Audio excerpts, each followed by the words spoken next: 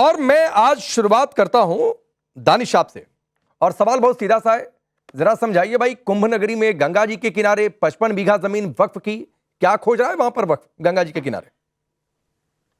ये तो गंगा जी के किनारे पे कुछ होने का मतलब क्या है, मुझे तो ये समझ में नहीं आता। और अभी आप हेडलाइन चला रहे थे कि कुछ मैंने सुना कि भाई क्या वक्त आ गया है कि वक्फ को खत्म कर दिया जाए। अरे भाई, अगर आपकी चले तो मुसलमानों को ही खत्म कर दो। मतलब क्या चाहते हैं आप? ओ भाई, देखिए, कोई चीज का क्लेम करना, सुनिए दानिश भाई, मैं बस 10 सेकंड, चूंकि आपने हेडलाइन का नाम लेकर बोला है। एक तो हेडलाइन क्या चलेगी नहीं चलेगी सर, वो हमारा अधिकार क्षेत्र है, उसमें मत घुसा नहीं करिए। चलाइए, नहीं, सुनिए पहले सुनिए। और अलबत्ता वो हेडलाइन नहीं थी, सवाल और हेडलाइन में फर्क होता है। सवाल पूछा जा रहा है कि संभल में, सुनिए सर, सवाल सुन लीजिए, चूंकि आपने छेड़ दिया है तो सवाल को मैं और थोड़ा सा इंप्रोवाइज कर देता हूं। संभल में कल्कि मंदिर के नीचे कुओं के अंदर मूर्तियां बरामद हो रही हैं, वहां पर वक्फ क्या कर रहा है भाई? फिर संगम के किनारे वक्फ क्या कर रहा है? तो जब अंधेर गर्दी होगी तो सवाल तो पूछा जाएगा कि क्या ये वक्फ को बैन करने का समय है, खत्म करने का समय है? ये तो मुसलमानों को ही बैन कर दीजिए ना। नहीं, क्यों बैन कर दे भाई? जितना मैं हिंदू नागरिक हूं उतने मुसलमान भाई भी नागरिक हैं इस देश के। नहीं, आप कर दीजिए। नहीं, क्यों बैन कर दें? तो फिर आप भड़काना बंद करिए।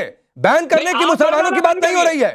आप भड़काने बंद करिए। सुनिए, आपका तो मुझे समझाइए ना भाई, दानिश भाई, मुझे समझाइए ना, कल्कि मंदिर के नीचे वक्फ क्या कर रहा है? सवाल क्या खोज रहा है? होना चाहिए था, सुनिए, कि भाई अगर किसी ने क्लेम करा है तो वो जाके क्लेम करेगा अपना। अब सवाल आप करके खत्म कर दीजिए। अरे क्यों खत्म कर दीजिए? ओहो, ना ठीक है, अब सवाल पूछना आप सिखाएंगे दानिश भाई। नहीं ठीक है, ये अच्छी बात है कि अब आप हमें सवाल पूछना सिखाएंगे। नहीं, आप खत्म कर देंगे मुसलमानों को। नहीं, क्यों खत्म कर देंगे भाई? हिंदू मुस्लिम सिख ईसाई आपस में हम भाई। बिल्कुल, दिक्कत है क्या? तो फिर मुसलमानों का माल में लुटाई। नहीं, कहां माल में लुटाई हो रही है? अच्छा चलिए, ना ठीक, बहुत अच्छी बात है। आपको माल लग रहा है ना, माल शब्द का आपने प्रयोग किया दानिश भाई। बिल्कुल। आप मुझे नहीं सुनिए, ठीक है, वक्फ नहीं सुनिए, वक्फ को कल्कि मंदिर की जमीन अपनी लग सकती है, कुओं के अंदर वक्फ अपनी जमीन तलाश सकता है, जहां मूर्तियां मिले वहां, सुन लीजिए, जहां मूर्तियां मिले वो वक्फ को अपनी लग सकती है। मां गंगा के किनारे की जमीन वक्फ को अपनी लग सकती है। कुंभ मेले की 55 बीघा जमीन, जहां पता नहीं कितने सालों से, सदियों से कुंभ होता आया है, वो जमीन वक्फ को अपनी लग सकती है। लेकिन हिंदू बेचारा है भाई, उसको कहीं पर अपना धार्मिक स्थल नहीं रख सकता है, वो कोर्ट नहीं जा सकता है, मनाही है उसको।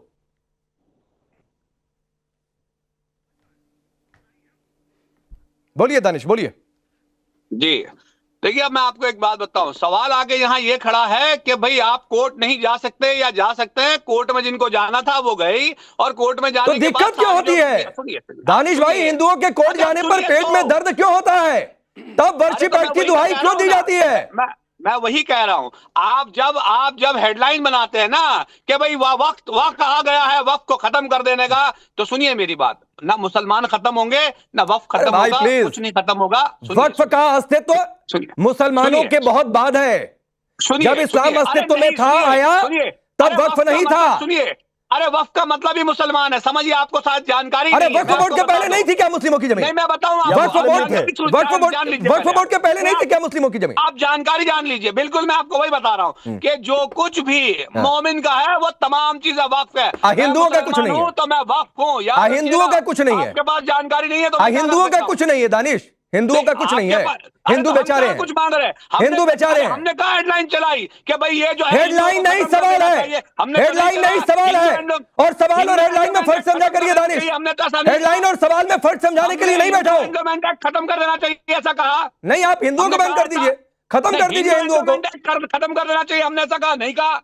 हम तो नहीं कह रहे हैं, आप कह रहे हैं। नहीं, क्या खत्म कर देना चाहिए? क्या नहीं कहा? क्या नहीं कहा? हिंदू एंडोमेंट खत्म कर दीजिए, ऐसा हमने तो नहीं कहा। बहुत धन्यवाद सर, बहुत दुहाई हो सरकार की। दिक्कत क्या है? हम क्यों करें भाई, हम क्यों करें? आप मुसलमानों को खत्म कर दीजिए। नहीं, शिवम त्यागी 4 से 5 मिनट मैंने बातचीत की है दानिश से। हिंदू बेचारे हैं, कोर्ट नहीं जा सकते। हिंदू बेचारे हैं, वर्शिप एक्ट की दुहाई उनके लिए है। हिंदू बेचारे हैं, अपने धार्मिक स्थल पर कोई दावा भी नहीं कर सकते, जबकि सबूत के साथ, इनके पास कोई सबूत नहीं है, तब भी मंदिर के नीचे कहेंगे ये वक्फ की जमीन है। देखिए, मुझे लग रहा है कि वक्फ का जो एक ये आतंक है, ये इस तरीके से बढ़ता जा रहा है इस देश में कि आने वाले समय में तो ये संभाल ही नहीं पाएंगे। तमिलनाडु में 1500 साल पुराना गांव है, जब तो वक्फ छोड़िए, वक्फ वाले भी नहीं थे, लेकिन वक्फ ने उस पर दावा कर दिया। आज वक्फ कहता है कि जहां पर महाकुंभ का मेला लग रहा है वहां की 58 बीघा जमीन वक्फ की है, 55 बीघा जमीन वक्फ की है। इसके अलावा संभल की अगर हम बात करें तो वहां पर कल्की धाम की मंदिर जमीन जो है वक्फ की है।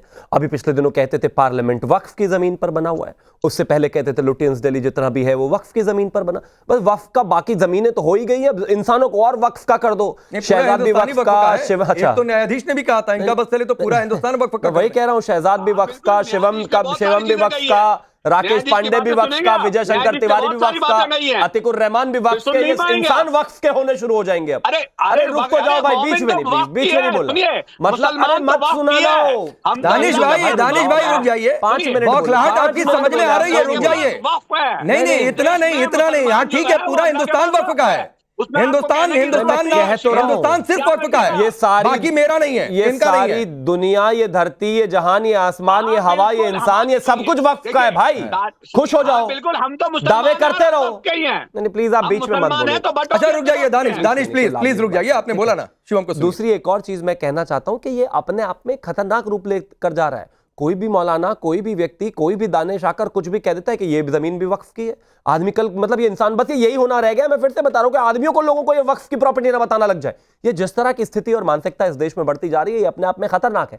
और वक्फ का मतलब क्या, मैं समझता हूं अच्छे तरीके से। वो कह रहे होंगे मैं वक्फ का, आपको जिस दिन आपके घर वाले वक्फ के नाम कर देंगे उस दिन आप भी वक्फ के हो जाएंगे। लेकिन फिलहाल स्थिति साफ है, स्थिति साफ है। इस तरह के बयानों से अरे दानिश भाई रुक जाइए, अपने समय में 5 मिनट बोलना है, दूसरे के भी बोलना। अरे रुकिए ना दानिश भाई प्लीज, नहीं अच्छा लगता है, रुक जाइए। 4 से 5 मिनट मैंने आपको दिया ना शुरुआत में, रुक जाइए।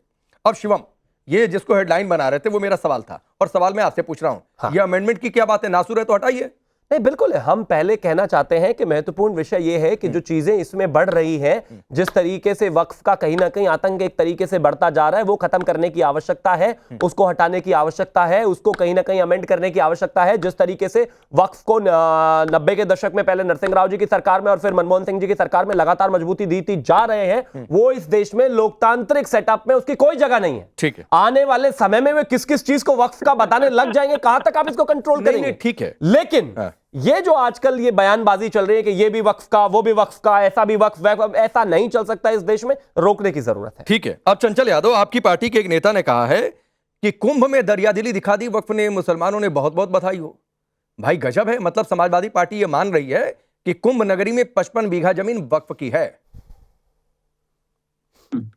राकेश जी देखिए, हमारे और आपके मानने से कुछ नहीं होने वाला है। जो चीजें सारी सिस्टम में है, सारी लिखा पढ़ी में है, जो जहां है वो वहां है। हमको आपको डिबेट इस बात पे करनी चाहिए कि आप सोचिए, मैं तो चंद पंक्तियां पढ़ के शुरुआत करना चाह रहा था। मंदिर में दाना चुगकर चिड़िया मस्जिद में पानी पीती है। मैंने सुना था राधा की चुनरी कोई सलमा बेगम सीती। एक रफी था महफिल रघुपत राघव गाता था। एक परमचंद बच्चों को इदगाह सुनाता था। कभी कन्हैया की महिमा गाता रसखान सुनाई देता है। औरों को दिखते होंगे हिंदू मुसलमान और कुछ भारतीय जनता पार्टी के लोगों को, लेकिन मुझे तो हर इंसान में इंसान दिखाई देता है। तो सबसे कहने का तात्पर्य है कि आज के समय में अगर हम बात करें, हम वक्फ की बात कर रहे हैं, आप डिबेट कर रहे हैं, महाकुंभ में बहुत सारी बातें कर दी कि बहुत बड़ा, जो आपने हेडलाइन बनाई थी, आपने कहा कि हेडलाइन हम लोग के हाथ में नहीं होती है। मुझे पता है किसके हाथ में होती है, उन बातों पे मैं नहीं आना चाहता। लेकिन एक बात है, आपको बहुत शौक है ना शायरी पढ़ने का। आप नहीं रुक जाइए, अब 2 लाइनें मेरी भी सुन लीजिए। अरे बुरा